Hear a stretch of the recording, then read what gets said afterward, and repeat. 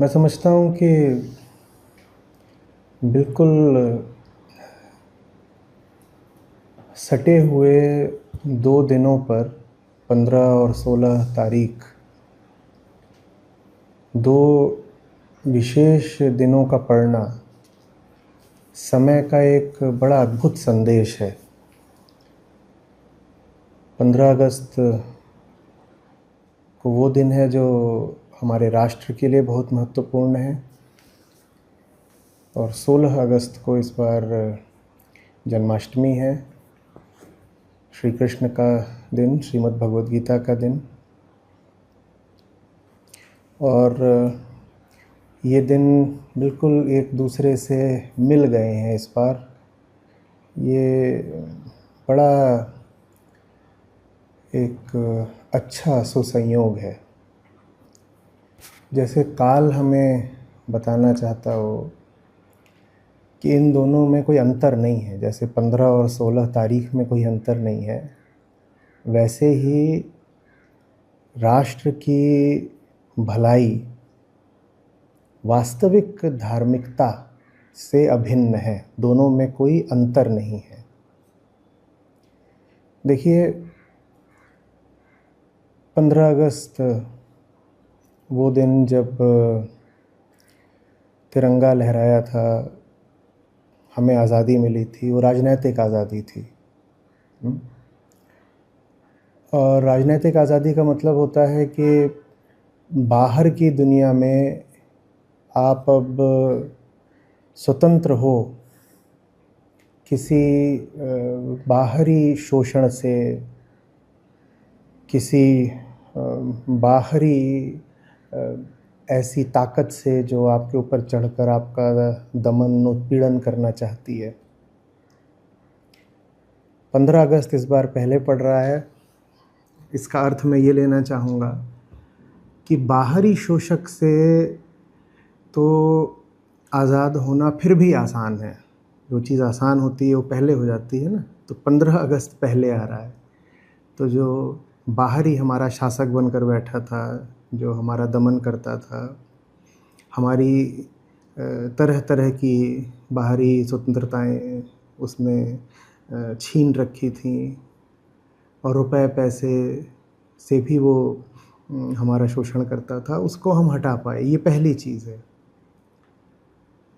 और फिर आ रही है जन्माष्टमी, और जन्माष्टमी को मैं मानूंगा श्री कृष्ण के संदेश का दिन, क्योंकि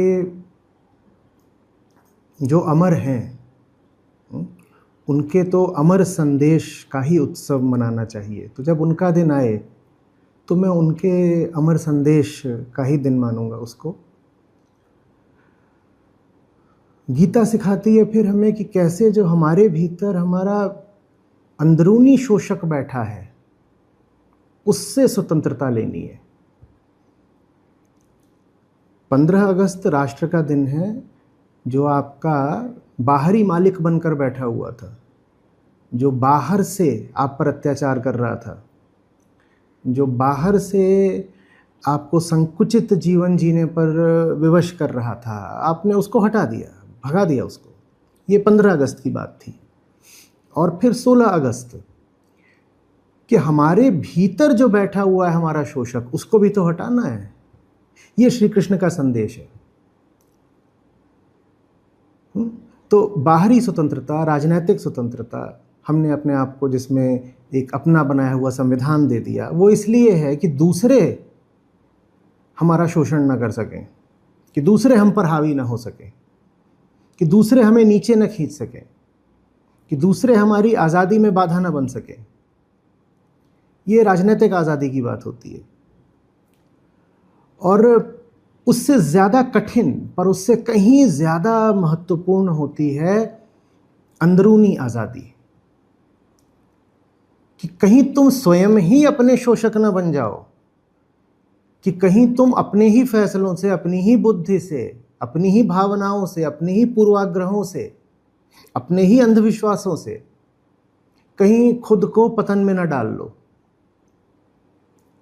और राष्ट्र के दिन का और श्री कृष्ण के दिन का अगल बगल पढ़ना, एक साथ पढ़ना।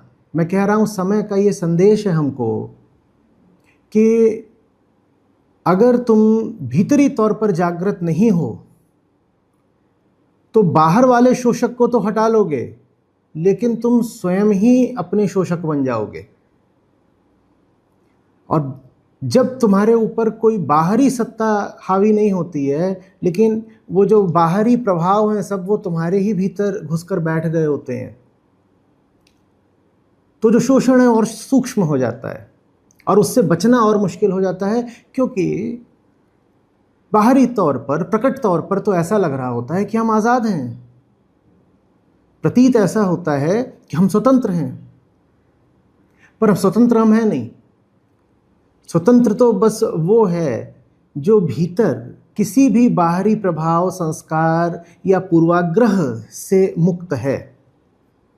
और ये काम श्री कृष्ण करते हैं भगवद गीता के माध्यम से, हमें भीतरी तौर पर मुक्त करने का। जो भीतरी तौर पर मुक्त नहीं है उसको आप बाहरी आज़ादी दे दीजिए तो नतीजे और खतरनाक हो जाते हैं। आपने उसको जो बाहरी आज़ादी दी होती है वो उसका इस्तेमाल करने लग जाता है अपने आप को भीतरी तौर पर और ज़्यादा बंधक बनाए रखने के लिए। सोचिएगा, मैं भीतर से न जाने कितने प्रकार के पूर्वाग्रहों का, डरों का, कुंठाओं का गुलाम हूँ। धारणाएं, मान्यताएं, अंधविश्वास, ये सब भीतर से मुझ पर राज कर रहे हैं। दुनिया क्या चीज़ है, मैं क्या हूँ, ये मुझे बिल्कुल नहीं पता। बाहर से मैंने सुना लिया, वही मेरे भीतर बैठा हुआ है और भीतर से वो मुझको संचालित कर रहा है। मैं ऐसा व्यक्ति हूँ, और अगर मैं ऐसा व्यक्ति हूँ और मुझे बाहरी तौर पर स्वतंत्र छोड़ दिया जाए बहुत सारे अधिकार दे करके कि जाओ अब तुम ये भी कर सकते हो, ये भी कर सकते हो, तो मैं उन अधिकारों का सदुपयोग नहीं कर पाऊंगा और ये बहुत बड़ा खतरा होता है। बाहर से निश्चित रूप से हमें स्वतंत्र होना चाहिए, पर बाहरी स्वतंत्रता भी फल तभी दे पाती है, सार्थक तभी हो पाती है, सदुपयुक्त तभी हो पाती है जब पहले भीतरी तौर पर मुक्ति हो। आज पूरी दुनिया में हम दुष्परिणाम देख रहे हैं कि जब भीतरी मुक्ति नहीं होती पर बाहरी बहुत सारे अधिकार मिले होते हैं, तो इंसान स्वेच्छा के नाम पर, अपनी मर्जी के नाम पर, फ्री विल के नाम पर, फ्री चॉइस के नाम पर न जाने क्या क्या कर डालता है और कहता है कि मुझे रोको नहीं, ये सब तो मेरा हक है, मेरे अधिकार हैं। आज तो विशेषकर ज़रूरी है कि चूंकि हमें बाहरी स्वतंत्रताएं और अधिकार मिले हुए हैं तो हम भीतरी तौर पर जागृत हों। हमें पता हो कि हम हैं कौन। अगर हमें नहीं पता कि हम कौन हैं तो हम अपने आप को वही मानते रहेंगे जो हमें दुनिया भर के प्रभावों ने मानने पर मजबूर कराए। देखिए, 15 अगस्त को एक दुश्मन को भगाया था आपने, जिन्हें हम बोल देते हैं द ब्रिटिशर्स, अंग्रेज लोग। और 16 अगस्त को श्री कृष्ण आपको गीता में कहते हैं कि एक नहीं 6 हैं तुम्हारे दुश्मन, और बाहरी नहीं भीतरी हैं वो। 15 अगस्त को एक दुश्मन, वो भी बाहरी, और 16 अगस्त को आपका ध्यान आकृष्ट किया जाता है कि तुम्हारा दुश्मन एक नहीं है, 6 हैं, और वो सब भीतरी हैं। उन्हें श्री कृष्ण कहते हैं षड रिपु। षड रिपु यानी 6 दुश्मन, 6 भीतरी दुश्मन।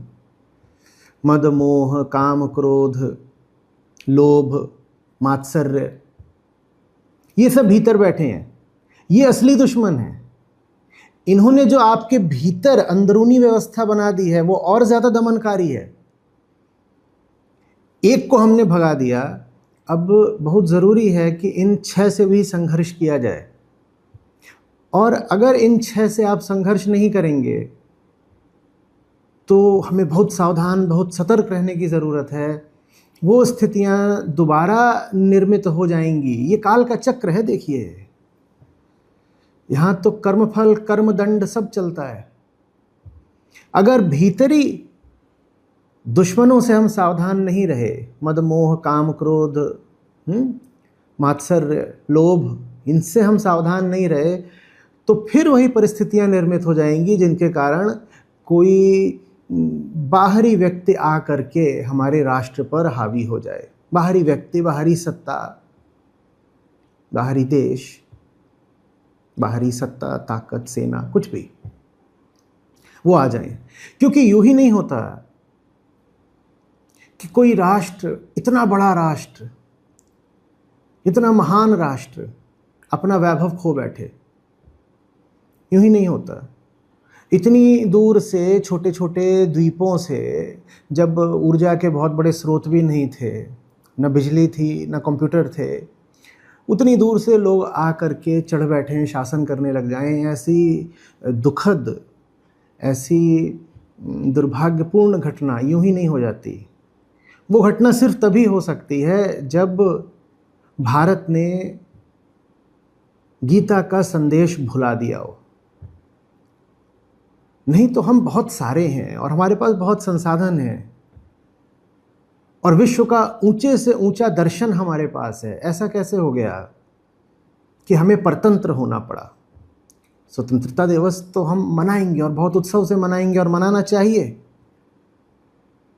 पर हमें श्री कृष्ण फिर अगले ही दिन जन्माष्टमी पर ये प्रश्न भी पूछ रहे हैं कि विचार करना मत भूलना कि ऐसा कैसे हुआ था कि परतंत्र हो गए। क्योंकि जो राष्ट्र अपनी परतंत्रता के कारणों पर विचार नहीं करता, उसकी स्वतंत्रता फिर खतरे में ही रहती है। और परतंत्रता आती है भीतरी दुश्मनों के विरुद्ध सावधान न रहने से। लगातार अगर हमारी नज़र बाहर कोई रहेगी ना कि ये दुश्मन मेरा, ये दुश्मन मेरा, ये दुश्मन मेरा, बाहर बाहर हम खोजते रहेंगे अपने दुश्मनों को, तो ये सबसे बड़ा कारण बनता है परतंत्रता का। अगर हम बाहर बाहर ही भेद पैदा करते रहेंगे, अपने राष्ट्र के भीतर ही भेद पैदा करते रहेंगे, हाँ हैं सब भारतवासी हैं, लेकिन ये दूसरी जाति का है, ये दूसरे धर्म का है, दूसरी विचारधारा का है, ये दूसरे क्षेत्र का है, ये दूसरी भाषा का है, तो इसलिए ये मेरा नहीं है, ये पराया है। जिसको पराया बना दिया उसको दुश्मन बनाते फिर कितनी देर लगती है। और बाहर बाहर ही आप देख रहे हो कि ये पराया है, ये गलत है, ये गड़बड़ है, वहां से खतरा है। जितने तरीके के विभाजन हो सकते हैं अगर आप बाहर बाहर कर डालोगे तो भीतरी दुश्मन के प्रति तो आप लापरवाह हो ही जाओगे ना। क्योंकि सारे खतरे हमें बाहर ही बाहर दिखाई दे रहे हैं। हमें लग रहा है ये सब पराये हैं और ये हम पर करेंगे आघात। नहीं नहीं नहीं, बाहर वाला आप पर कोई आघात बाद में करेगा, और बाहर वाला कोई आप पर आघात करे न करे, हमारा जो गौरवशाली अतीत है और दर्शन है हमारा, जिसका शिखर है वेदांत, और वेदांत की बड़ी सशक्त अभिव्यक्ति है भगवद गीता, वो हमें कहता है कि तुम्हारा सबसे बड़ा दुश्मन तुम्हारे भीतर बैठा हुआ है।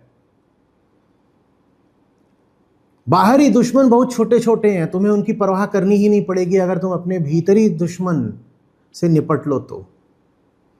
अर्जुन खड़े हुए हैं, बाहरी दुश्मनों से तो वो निपट लेंगे, पर उनके भीतर ही जो अब भय आ गया है और मोह उठ गया है और ममत्व उठ गया है, वो उन्हें युद्ध में उतरने ही नहीं दे रहा। आप अगर देखें तो अर्जुन को बाहरी लोगों का भय नहीं हरा रहा था। बाहरी दुश्मनों से तो लड़ा जा सकता है, संघर्ष जा सकता है, जीत हार मिले न मिले वो अलग बात है, पर अर्जुन तो संघर्ष भी करने को तैयार नहीं हो पा रहे हैं, क्योंकि भीतर ही उनके एक शत्रु बैठा हुआ है। और 18 दिनों के युद्ध से पहले 18 अध्याय लगे हैं गीता के, ताकि अर्जुन स्वयं को समझ पाएं। जब अर्जुन स्वयं को समझ पाते हैं तभी वो फिर बाहरी दुश्मनों से युद्ध कर पाते हैं। शस्त्र बाद में आता है, शास्त्र पहले आता है। गीता को आप समझिए, युद्ध माने शस्त्र तभी शुरू हो पाता है जब पहले 18 अध्याय पूरे हो जाते हैं गीता के। ज्ञान पहले आता है, कर्म बाद में आएगा। युद्ध माने कर्म, गीता माने ज्ञान। ज्ञान पहले आया ना, पहले बात हुई, उसके बाद फिर कर्म आया। हम में से अधिकांश लोग, मुझे खेद है कि अभी भी ये बात समझ नहीं पा रहे हैं। हम बिना ज्ञान के बाहरी शक्तियों से संघर्ष करने में ज्यादा रुचि रख रहे हैं। हम न जानते, न समझते, न गहराई से विचार करते, न आत्मावलोकन करते। कभी हम आईना देखना नहीं चाहते कि हम स्वयं कैसे हैं भीतर से, हमारे भीतर कौन सी ताकत काम कर रही है, हम देखना ही नहीं चाहते उसको। लेकिन हम अक्सर उतारू हो जाते हैं किसी दूसरे को दुश्मन ठहराने में। ऐसे बात बनेगी नहीं। श्री कृष्ण ने बार बार यही समझाया है कि ऐसे बात नहीं बनती। तो राष्ट्र के साथ, राष्ट्र के दिवस के साथ आज श्री कृष्ण ने स्वयं अपना दिवस खड़ा कर दिया है काल के माध्यम से। तो राष्ट्र और राष्ट्र बगल में धर्म, तो ये हो गया राष्ट्र धर्म। 15 और 16 राष्ट्र धर्म, ये राष्ट्र धर्म का अवसर है। अद्भुत सुसंयोग, और हमें कुछ सिखाने के लिए आया है ये संयोग। हमें ये सिखाने आया है कि अगर राष्ट्र की भी रक्षा करनी है तो आईना देखो। बाहरी कर्म सशक्त रूप से और सही रूप से तभी हो पाएगा जब भीतर बोध हो। और धर्म का काम यही है, आपको आपके भीतर ले जाना। बाहरी दिशाओं में आपको भेजना, इधर जाओ उधर जाओ, उस विषय की ओर जाओ, इसकी ओर जाओ, ऐसे देखो वैसे सोचो, ये धर्म नहीं होता। और अगर आप इसको धर्म बना लेंगे तो फिर राष्ट्र का फिर से पराभव होगा। राष्ट्र की अवनति में धर्म की अवनति का बहुत बड़ा किरदार होता है। जहां धर्म गिर गया वहां फिर राष्ट्र गिरेगा ही गिरेगा। भारत को परतंत्रता झेलनी पड़ी, इसमें बहुत बड़ा कारण अगर हम विचार करें तो ये भी था कि हमने धर्म का मतलब बना लिया था तमाम तरह की मान्यता, धारणा, अंधविश्वास, बस यही रीति रिवाज। धर्म के केंद्र में जो ज्ञान है, जो दर्शन है, उससे हम बहुत दूर हो गए थे। धर्म असली ताकत देता है।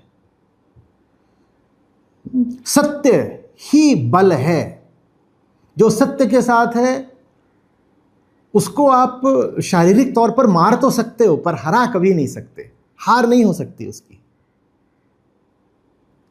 तो राष्ट्र भी हमारा विजयी रहे, इसके लिए जरूरी है कि प्रत्येक नागरिक सत्य के साथ रहे। और सत्य के साथ हुआ जाता है सर्वप्रथम भीतरी तौर पर। तो हम थोड़ा अपने आप को देखें, अपने कर्मों को, विचारों को, उम्मीदों को, आशाओं को, भावनाओं को देखें, अपनी मान्यताओं को देखें और पूछें अपने आप से ये कहाँ से आ गई, इनमें सत्य कितना है। ये सबसे अच्छा तरीका होगा इस बार स्वतंत्रता दिवस और जन्माष्टमी को एक साथ मनाने का।